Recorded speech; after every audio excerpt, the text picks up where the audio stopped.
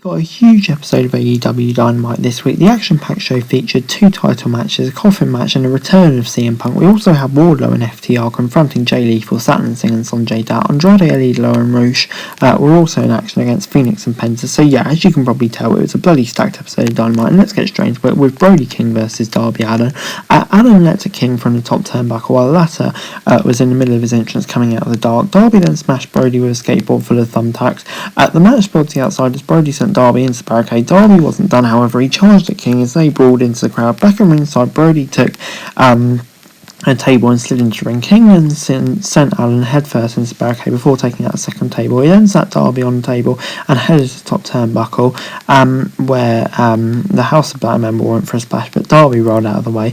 The lights went out at that point and the rest of the House of Black appeared. Julia Hart distracted Allin as he was hit with a chop box to the knee. Matthews then took out Allin as Malachi Black set up a table in the corner. Brody King then hit a devastating running cannonball through the table before Buddy Matthews went to open a coffin at ringside and Sting came out of it. He took out Buddy with his bat before taking down Brody. Sting then sent the weapon aside and stared down Malachi. He ended up leaving the ring and walking away, and Sting followed Black and faced him down on the entrance ramp. Darby Allin then hit Brody King with a top rope suicida, but King battered the former TNT champ and carried him on the apron. Brody went for the chokehold, but Darby then got hold of Brody's chain and started to choke him out. When Allin let go, Brody King fell into the coffin to end the match. And yeah, this was brilliant. I think it was just such a great match.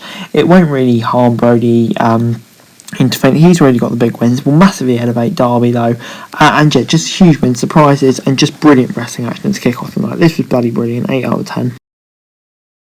Next up was Andrade and Rouge versus Fenix and Penta. Fenix and Andrade went down early, leaving Rouge and Penta in the ring. Rouge and Penta then traded strikes before Rouge got caught with a super kick, forcing him to roll out of the ring. Andrade then took Penta down from ringside as Fenix hit Rouge with a top rope suicida. Penta then went after Rouge, hitting a made in Japan for a 2 count. Rouge and Andrade then took back control, hitting a double dive over the top rope as we headed for a break. Rouge grabbed some of the camera while at ringside and choked Fenix with it, and him and Andrade then turned their attention to Penta. They rolled him into the ring, and before Andrade caught him with a boot to the jaw. Andrade and Rouge then were in complete control at this point, and they were forced to whip Penta into the corner, but he fought back.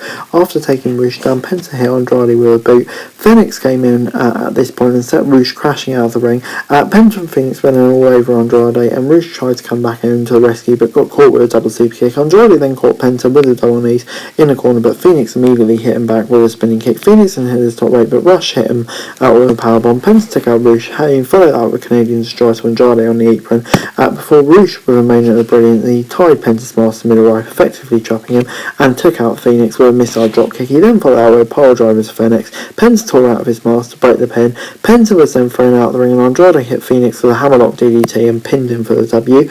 And yeah, this was 7 out of 10. Another really, really brilliant match. Creative way to finish it, and it leaves the door open for more matches. Rouge came across like a star. Brilliant stuff. 7 out of 10.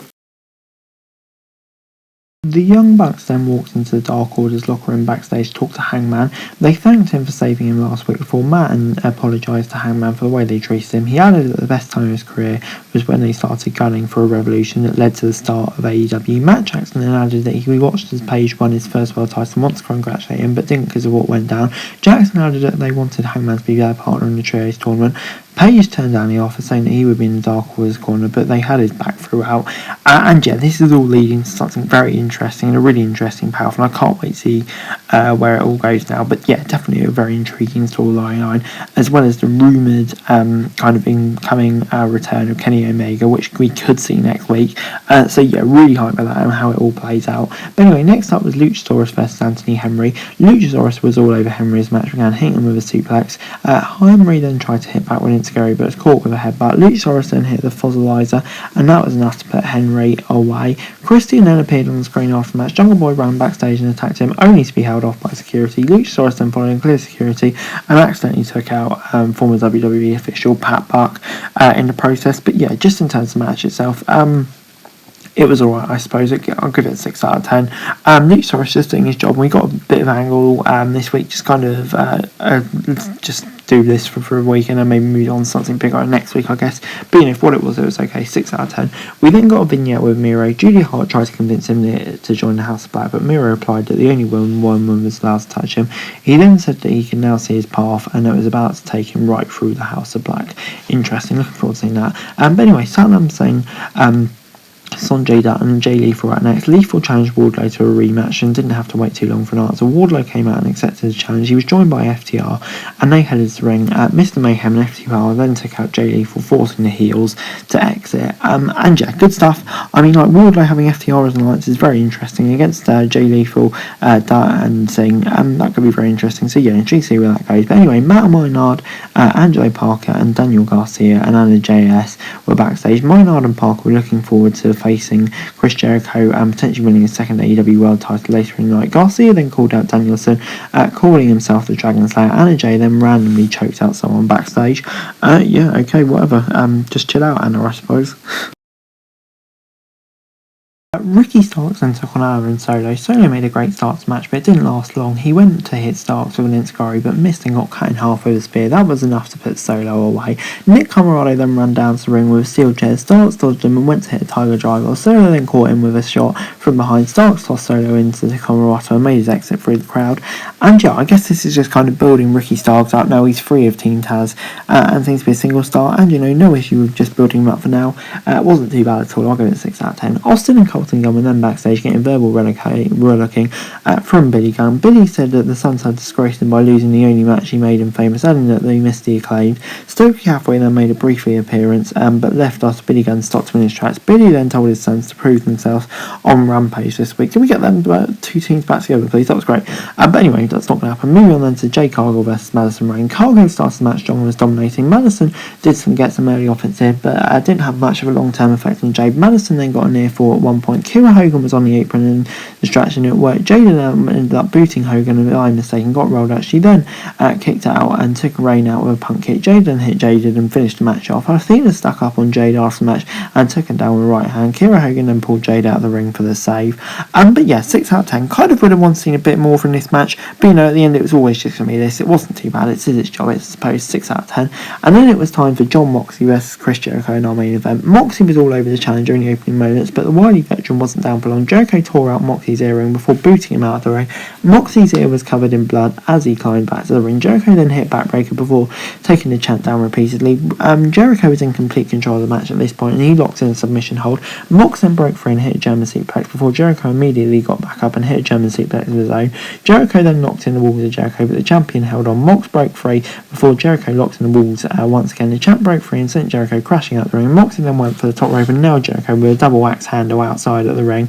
Back in the ring, Mox hit the top rope again. This time Jericho caught him in a code breaker on the way down. Mox kicked out again as frustrated and Chris Jericho tore apart the padding on one of the turnbuckles. Someone threw a baseball into the ring. It turned out to be Sammy. Jericho struck Mox with the bat as the referee's back was turned. He then sent the champion's head into the exposed turnbuckles and followed up with a Judas effect, but somehow Moxley managed to kick out. Jericho then went to strike the champion with a title belt, but went face first into the exposed turnbuckles. Moxley then tried to lock in a bulldog choke, but Jericho broke free. Jericho then locked in a lion and tamer, but it's unsuccessful. Moxley repeatedly struck Jericho across the back of the head before locking the chokehold.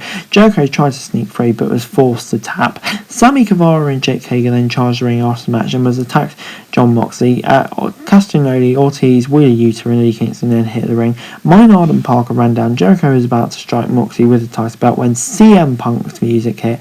Punk cleared house before turning his attention to Jericho and clotheslining him out of the ring. Only Moxley and Punk were left in the ring.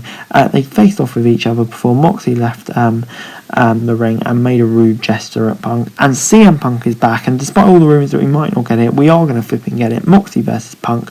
And yeah, just before I go into the match itself, 8 out of 10 from me. So no, in fact I'm going to give it 9 out of 10. It was just that bloody good. Yeah, the match, some of the near falls there really got me. And yeah, the match for between the two of them was just brilliant. It was just taken to another level by that end of match. Everything, all the chaos, and CM Punk going down. I'm so happy we're getting the match. So hyped Punk's back. Yeah, just brilliant stuff. 9 out of 10. Overall, Dynamite this week gets an 8 out of 10 from me. Yeah, I mean, I thought it was a really brilliant episode of Dynamite this week. From the first few matches, but it was just absolute bangers, to the main event, which I just absolutely loved, and all the chaos in the aftermath as well. So yeah, on the whole, just an absolutely brilliant Dynamite this week, and I'm getting so hyped for all out now.